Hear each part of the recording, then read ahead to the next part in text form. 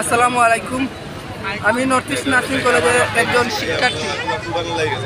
আমি সমস্ত শিক্ষার্থী এবং সমস্ত জনসাধারণের পক্ষ থেকে আমাদের বোন আসিয়ার সাথে যে পাশবিক নির্যাতন করা হয়েছে এবং তার মৃত্যুর জন্য যারা দায়ী তাদের সর্বোচ্চ শাস্তির দাবি জানাচ্ছি।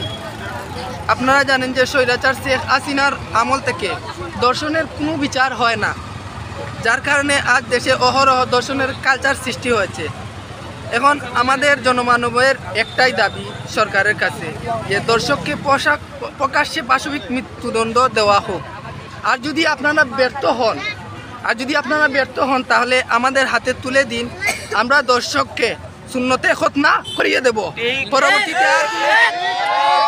পরবর্তীতে আর কোনো দর্শক কোনো নারীর দিকে নোংরা লুবের তাবা দিবে না।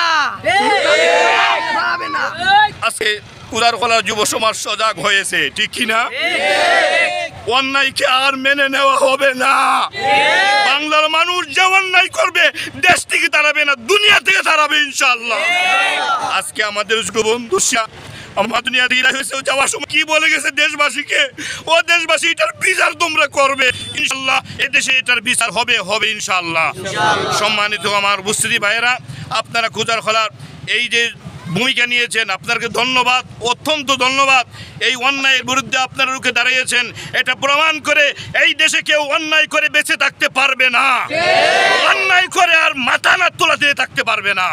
অন্যায়ের বিরুদ্ধে সজাগ, অন্যায়ের বিরুদ্ধে সচেতন, দেশ ছাড়তে হবে, দুনিয়া ছাড়তে হবে, তবু অন্যায়ের বিরুদ্ধে আমরা প্রতিবাদ করে যাব ইনশাআল্লাহ। তো সর্বশেষ কথা, কৃতি সন্তানরা আজকের যে মাগুরায় আমাদের যে ছোট বোনটি নির্যাতিত হয়েছে, ধর্ষিত হয়েছে এবং তার মৃত্যুবরণ করেছে, এটার প্রতিবাদে আজকে দক্ষিণ কুজারকলাবাসীর উদ্যোগে আজকের এই প্রতিবাদ সভার সম্মানিত সভাপতি আমাদের দক্ষিণ কুজারকলা জামে মসজিদের ইমাম ও খতিব হজরত মৌলানা জনাব মুজাহিদুল ইসলাম সাহেব উপস্থিত, আমার দক্ষিণ কুজারকলার জামে মসজিদের অর্থ সম্পাদক আবুল কালাম ভাই, আমার সালে চাচা সহ দক্ষিণ কুজারকলা সহ কুজারকলাবাসীর সমস্ত সবাইকে উপস্থিত হওয়ার জন্য আমি কৃতজ্ঞতা প্রকাশ করছি। এবং আজকের এই জায়গা থেকে আমরা অত ক্ষুদ্র পরিসরে আজকের এই প্রতিবাদ সভা করছি। আশা করি এই প্রতিবাদ সভা থেকে আমাদের যে বোন আসিয়া ধর্ষিত হয়েছে আর যাতে কোনো বোনেরা ধর্ষিত না হয়, এই জন্য আমরা যুব সমাজ সজাগ থাকতে হবে এবং আমরা এর প্রতিবাদে প্রত্যেকটি জায়গায় উপজায়গায় আমরা এর প্রতিবাদ সভা করতে হবে। আমাদের এই বোনটি আজকে ধর্ষিত হয়েছে, সে আমাদের বোন হতে পারতো, আমাদের বাতিজাত হতো, তাই আমরা সবাই আমাদের বোন মনে করে এর প্রতিবাদ করবো। আগামীতে এই ধরনের নিরাপদ হওয়ার দায়িত্ব আমাদের। আর আমাদের আত্মীয় স্বজনের মধ্য থেকে যারা এই ধরনের দূষিতা করেছে, আমাদের আসিয়াকে দর্শন করেছে, আমি তাদের তীব্র প্রতিবাদ জানাচ্ছি এবং তাদের ইসলামী শরিয়া মোতাবেক তাদেরকে শাস্তি দাবি করছি। আমি শিশু আসিয়া মাগুরাতে দর্শিত হয়েছে নিজের আত্মীয় স্বজনের হাতে। দেশের এই ক্রান্তি লগ্নে আমাদের যুব সমাজের অত্যন্ত ভূমিকা রয়েছে, গভীর ভূমিকা রয়েছে। এক্ষেত্রে আমাদের সকলকে ঐক্যবদ্ধভাবে এক হয়ে ধর্ষণের বিচার যাতে খুব দ্রুততম সময়ের মধ্যে করা সম্ভব হয়, এ লক্ষ্যে জনমত গঠন করবে সরকারকে বাধ্য করা, অন্ততপক্ষে 30 কার্য দিবসের মধ্যে যাতে এই দেশে ধর্ষণের বিচার যায়। পৃথিবীর বহু দেশে এইরকম উদাহরণ আছে। শক্ত এভিডেন্স যদি থাকে তাহলে 1 সপ্তাহের মধ্যে দর্শককে প্রকাশ্যে মৃত্যুদণ্ড অথবা গুলি করে হত্যা করা হয়।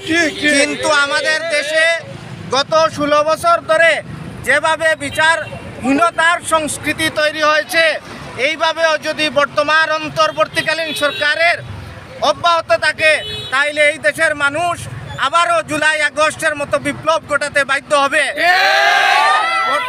আমাদের দেশের কৃষক মেহনতি ছাত্ররা যেভাবে ফ্যাসিস্ট সরকারকে উৎখাত করে একটি স্বাধীন নিরপেক্ষ সরকার গঠন করেছে, সেই সরকারের উচিত দর্শকদের যারা নারী নির্যাতন করে, ধর্ষণ করে, খুন করে তাদেরকে ইসলামী শরিয়া মতে বিচার দেওয়া হোক। আমাদের যুব সমাজ বিশেষ করে আজকের এই উদ্যোগের পিছনে মেহরাব হোসেন মামনুন, মিজানুর রহমান, লিজু সহ এই 3 জনই মেইন উদ্যোক্তা ছিল। আমরা শুধু সাহায্য করেছি মাত্র তাদেরকে। তারা যেভাবে প্রত্যেকটি আন্দোলন সংগ্রামে নৈতিকভাবে আগে আসে।